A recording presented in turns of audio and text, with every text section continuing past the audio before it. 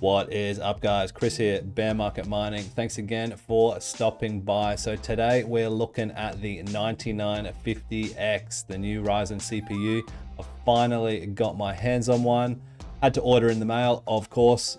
Don't tell me why here in Australia we can't just seem to have one in store on release date, but them's the breaks. So I've been watching all these other videos FOMOing, but ours is finally here. So was perusing over some of the numbers on the infamous Hashrate.no the other day, and gee, they're all completely maxed out using nearly 200 watts, 170 watts here or there. So I've done some hash rate testing for you guys because that's not what CPU mining is, right? Like, people like to be efficient, people like to keep things cooler. So I've run some pretty basic overclocks which we'll go through, and we're going to see if this is profitable or not. See if this is a CPU miner you should pick up, or whether it's just a complete miss. So let's get straight into it.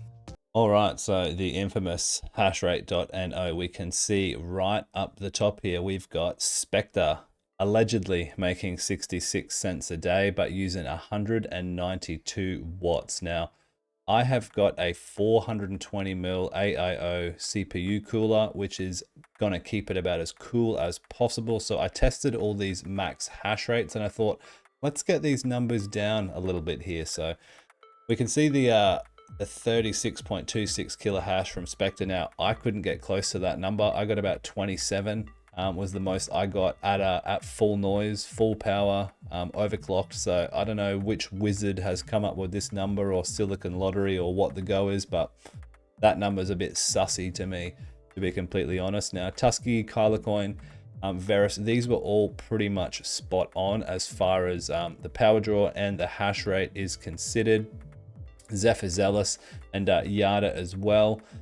So we're going to have a look at what numbers I've got, and then we're going to punch them into a calculator and see if this is a reasonable buy for CPU mining, or if it's like we said, just avoid like the plague.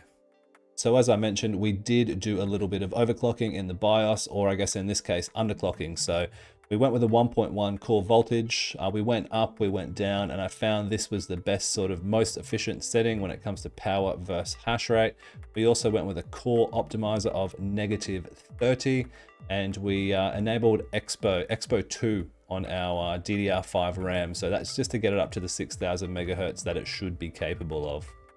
All right, so first up we have got Kyla Coin. So looking at around 2.28 kilohash per second, and we can see we're just under 1.1 volts here, pulling 72 watts. So you'll see this with the next 5 or 6 that we've got coming up, about 50% of the power draw. So much more efficient, as you'll see in the end.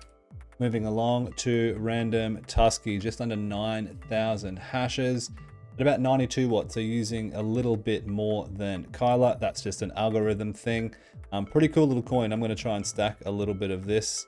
I really like the low power draw on all of these. Like I said at the start, it's all about efficiency. Well, for me anyway. So let me know what you guys would prefer. Actually, you know, the yields or the efficiency, because it's the age-old debate, right? If yield is higher and price goes up, in the long run, you make more money. But if it goes the opposite way, you know how that works too.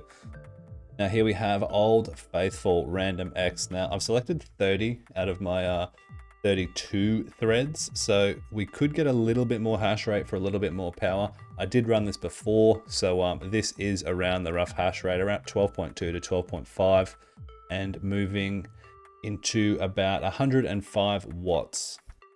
Random Yada, another new coin, guess you'd call it a spec coin. The profits are looking pretty good on that right now, both at full hash rate and at and the efficient settings that we're running here. So about 9,000 hashes, 92 watts, same as the previous.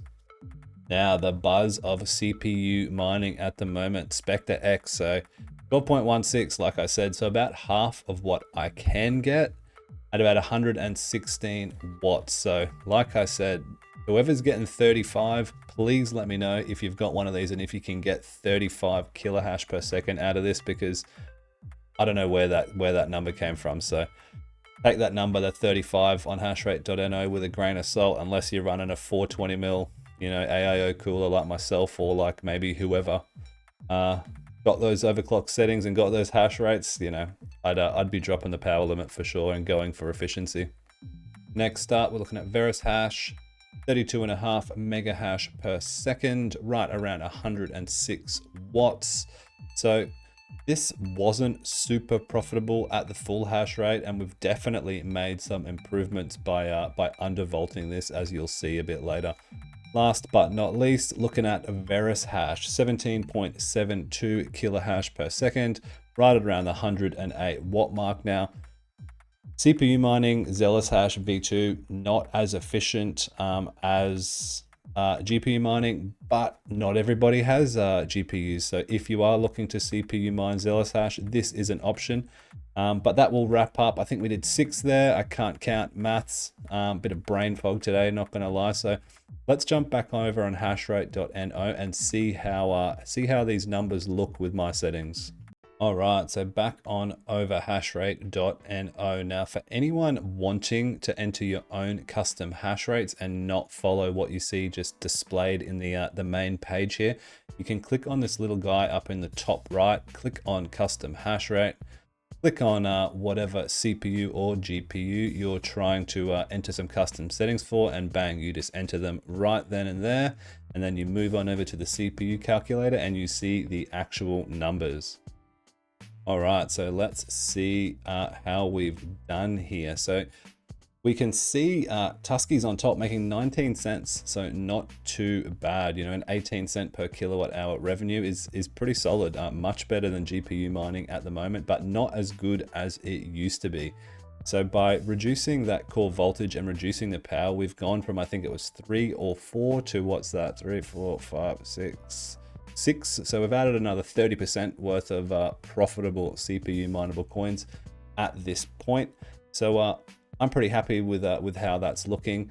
Now I'll keep continuing to test some of these numbers, and let me know if there's anything in particular. I've left Ghost Rider out. I am happy to do that if you guys want to see some more efficient numbers compared to what Hashrate.no has, but you know, it's like a 50-50 split here as far as profitable versus not profitable. We can see poor old RandomX coins right down here. Zephyr losing 25 cents a day, so pretty sad times. But you know, coins like Zephyr are a long way from their all-time high. So hash rate is down on these, yield is up. So probably a pretty good time to start mining some of these coins that are a little bit in the dumpster right now. So that will wrap it up, guys. Just a quick one for you. I just wanted to throw some numbers together just so you've got, you know, a few different options as far as of hash rates and efficiency settings. So, you know, like I said in the intro, no one's CPU mining and running these things at full throttle unless you got full power and you've got, you know, big time cooling on it, but that's just realistic. So I wanted to throw some numbers at you guys of what you could expect and what, if you were to mine with this at an undervolt, you could expect as far as daily profitability at today. Of course, you know, the market's volatile, they're going to go up and down. So, you know, take the current prices with a grain of salt. But as far as this is concerned for mining, look, I probably wouldn't recommend it now for the price. I'd stick to your cheaper CPUs, like we said, because it's all about trying to get that ROI. Unless you're purely going for yield, then, you know, this thing's a bit of a beast. It can yield you a lot of coin. But let me know what you guys think. Do you want to see some more hash rate videos, super high overclock stuff? Let me know down in the comments.